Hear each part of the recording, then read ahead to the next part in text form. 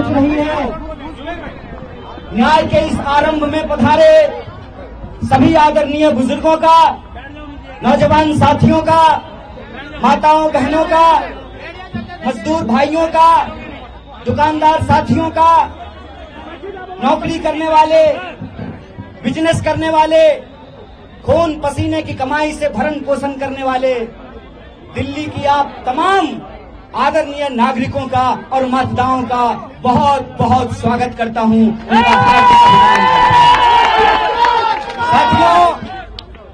साथियों, सबसे पहले तो मैं आपको दिल की गहराइयों से आप सब जो इस न्याय के आरंभ में शामिल हुए हैं उनको धन्यवाद देते हुए एक आश्वासन देता हूं।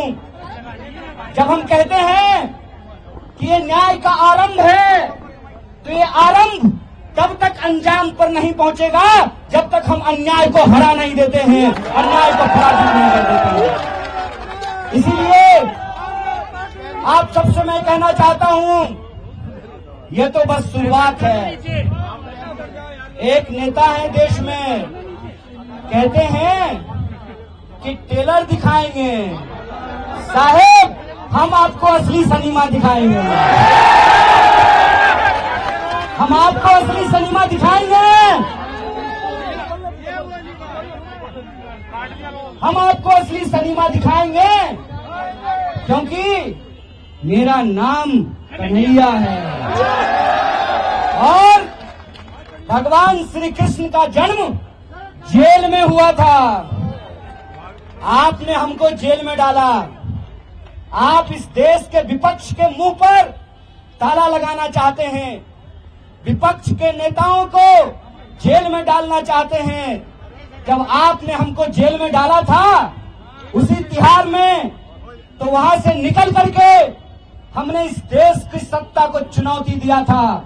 हमने कहा था कि जब तक जेल में चना रहेगा आना जाना लगा रहेगा।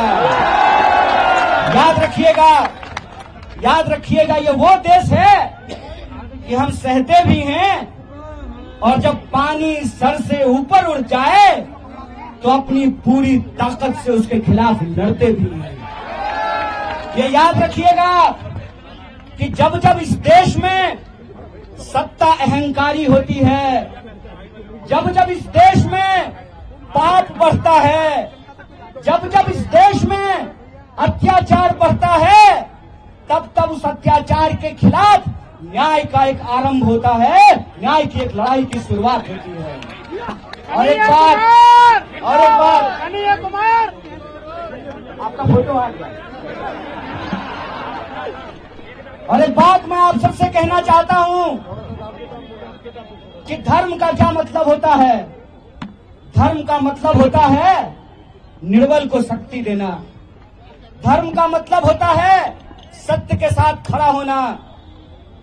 कृष्ण जेल में पैदा हुए, चाहते तो सत्ता की तानाशाही के सामने झुक करके मामा कंस के दरबार में अपने लिए एक सीट पक्की कर लेते हैं।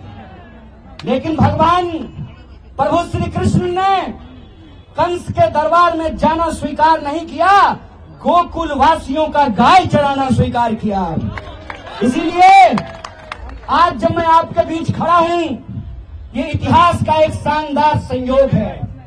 इतिहास का शानदार संयोग ये है